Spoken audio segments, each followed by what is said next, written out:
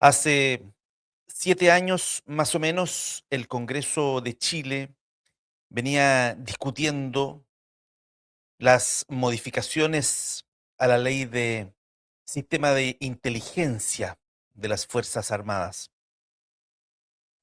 Durante este tiempo hemos tenido una serie de casos muy complicados, como por ejemplo los narcoaviadores, también funcionarios del ejército, en fin, que han sido protagonistas de situaciones bien complejas a nivel nacional. Yo sé que la ley de inteligencia de las Fuerzas Armadas va más allá que eso, pero también podría tocar ahí una colita de ese tema también, porque estas cosas que suceden con las Fuerzas Armadas van de a poco minando la credibilidad, la confianza que siempre debe existir hacia nuestras Fuerzas Armadas. Bueno, pero se ha publicado ya esta ley, lo traen muy poquitos medios de comunicación. Tengo aquí un par. Dice defensa.com, Chile publica la ley número 21.821 que moderniza el sistema de inteligencia y fortalece a las Fuerzas Armadas. Aquí tenemos otro, Seguridad y Defensa, dice, publicada la ley 21.821, Chile fortalece y moderniza su sistema de inteligencia. Partamos por este, porque aquí tengo otra publicación del Colegio de Abogados, donde dan cuenta de la publicación de la norma. Ahí está la norma. Por ejemplo, capítulo primero de la organización y funcionamiento del sistema de inteligencia del Estado.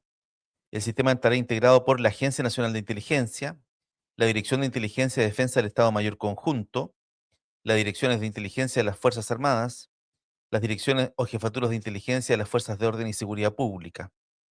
Dice que la Agencia Nacional de Ciberseguridad, Gendarmería de Chile, la Unidad de Análisis Financiero, el Servicio Nacional de Aduanas y el Servicio de Impuestos Internos serán organismos colaboradores del sistema para los efectos de aportar y analizar datos e información.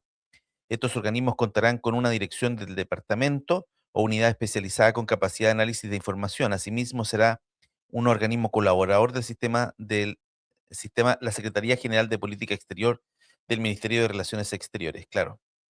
No son integrantes activos, sino más bien colaboradores o asesores. Me refiero a Gendarmería, la Unidad de Análisis Financiero, Aduana, en fin. Ahí tenemos parte de esta norma. Incorpórese del artículo quinto el siguiente quinto bis, dice. Los órganos de la Administración del Estado señalados en el inciso segundo, el artículo tanto, la Administración y Secretaría General de la Presidencia, que fija el texto difundido, en fin. No, esto es muy denso para leerlo. De los instrumentos de planificación de la inteligencia, el presidente de la República, a propuesta del Consejo Interministerial de Inteligencia del Estado, establecerá una política nacional de inteligencia. En adelante, la política de carácter público se establecerá los objetivos estratégicos de mediano y largo plazo para el sistema de inteligencia, en fin. Ya, pero veamos la traducción que hacen los medios. No me voy a meter a leer la ley modificada porque estaríamos aquí 2 horas. Con la publicación en el Diario Oficial entró en vigencia la ley 21.821, que fortalece y moderniza el sistema de inteligencia del Estado, una de las reformas más relevantes de los últimos años en materia de seguridad nacional e inteligencia estratégica. La nueva normativa busca actualizar las capacidades institucionales del país para enfrentar amenazas complejas como el crimen organizado, transnacional, el narcotráfico, el terrorismo, los ciberataques, que es un temazo, y otras formas de riesgo que afectan la seguridad del Estado. La promulgación de esta ley se produce en un contexto marcado por el aumento de las organizaciones criminales que operan más allá de las fronteras nacionales y por la creciente sofisticación tecnológica de las amenazas que enfrentan los estados modernos.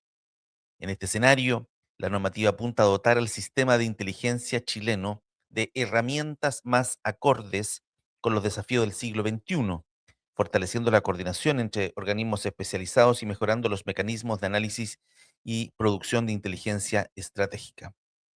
La nueva legislación se encuentra moderniza la estructura institucional, perfecciona los mecanismos de intercambio de información entre los organismos de Estado. Ese es un temazo, porque en todas las Fuerzas Armadas, cada una de ellas tiene su propio sistema de inteligencia. Y si bien es cierto, con el Estado Mayor conjunto ahí conversan y qué sé yo, no hay como mecanismos fluidos para que esta información circule. Son todos, los que hacen inteligencia en general son todos muy mezquinos con su información por razones obvias, por lo demás. Entonces aquí dice que se perfeccionan los mecanismos de intercambio de información entre organismos del Estado y el fortalecimiento de las capacidades de prevención y anticipación frente a amenazas que puedan afectar la seguridad nacional. Asimismo, la ley contempla mayores estándares de control, supervisión y resguardo de los derechos fundamentales, buscando equilibrar la necesidad de seguridad con las garantías propias de un Estado democrático. Esta tiene que ser una discusión importante en el Congreso, a propósito de lo que piensa la extrema derecha, lo que piensa lo de izquierda, en fin. ¿Hasta dónde se puede hacer inteligencia? Hasta pasar a llevar los derechos humanos de las personas, en fin, ahí yo creo que es una discusión que tiene que estar interesante. La publicación de esta ley marca un hito dentro de la agenda de seguridad impulsada por el Estado chileno durante los últimos años. Diversos especialistas han señalado que la actualización del sistema de inteligencia era una necesidad largamente discutida, especialmente entiendo que venían 7, 8 años discutiendo este tema. La ley en sí mismo, porque para atrás hubo una discusión también larga sobre la necesidad de reformular la norma que estaba vigente. Diversos especialistas han señalado que la actualización del sistema de inteligencia era una necesidad largamente discutida, especialmente considerando la evolución de los fenómenos criminales y la creciente importancia de la inteligencia para tomar decisiones estratégicas en materia de seguridad pública y defensa. ¿Qué pasa con hasta dónde el crimen organizado ha penetrado en nuestras Fuerzas Armadas? ¿Hasta dónde? Yo creo que hay que hacerse esa pregunta. ¿Hasta dónde el crimen organizado ha penetrado en nuestras Fuerzas Armadas? Porque de que el crimen organizado ha penetrado en nuestras Fuerzas Armadas, así ha ocurrido. Hemos tenido integrantes de nuestras Fuerzas Armadas detenidos por narcotráfico. Con su entrada en vigencia se inicia ahora el proceso de implementación de las disposiciones contenidas en la ley, etapa que será clave para materializar los objetivos de modernización y fortalecimiento institucional que inspiraron esta reforma. La eficacia de las nuevas herramientas y estructuras dependerá en gran medida de la coordinación entre los organismos involucrados y de la capacidad del Estado para adaptarse a un entorno de amenazas cada vez más dinámico y complejo, y depende también, agrego yo, de las lucas, de cuánta plata en definitiva haya puesto el Estado de Chile. En mis años de reporteo me he dado cuenta que el Estado es súper bueno para hacer reformas, pero súper malo para poner la plata que implica esas reformas. Nos pasó con la ley penal adolescente y ha pasado con un montón de leyes que se detecta un problema, se hace una norma, pero no se adjudican los recursos adecuados para que esa norma finalmente se implemente. Entonces la norma se implementa a medias y funciona todo a medias. Lo sé por experiencia propia. A mí eso no me lo cuentan, yo lo he visto. Y tenemos aquí defensa.com que dice Chile publica la ley tanto, la 21.821, fotografía, ministro de Defensa. Se publicó este sábado 30 de mayo en el diario oficial. Es lo que estábamos viendo acá. Ahí está la publicación en el diario oficial. Dice, voy a leer otro par de cositas porque está interesante, no me puedo aguantar. Corresponderá a la Agencia Nacional de Inteligencia ejecutar labor de inteligencia y contrainteligencia, elaborar informes periódicos de inteligencia para el presidente de la República, elaborar informes de inteligencia con carácter secreto para los ministros y órganos del Estado, elaborar y remitir a quien corresponda con carácter secreto y previa coordinación con la Agencia Nacional de Ciberseguridad los informes sobre vulnerabilidades y amenazas de ciberseguridad. Claro, ¿dónde estamos siendo vulnerados?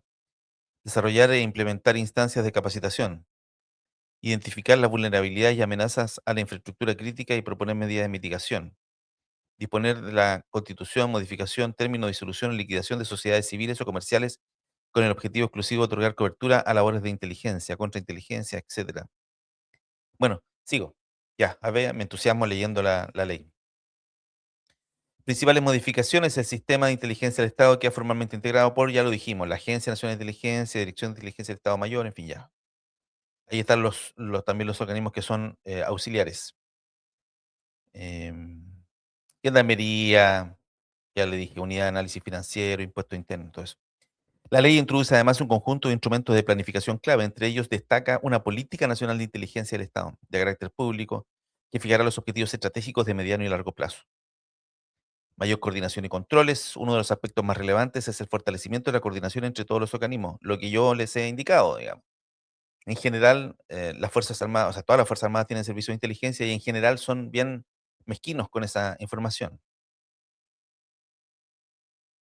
O sea, no digo que se haga pública para todo el mundo, pero entre ellos deberían compartirla.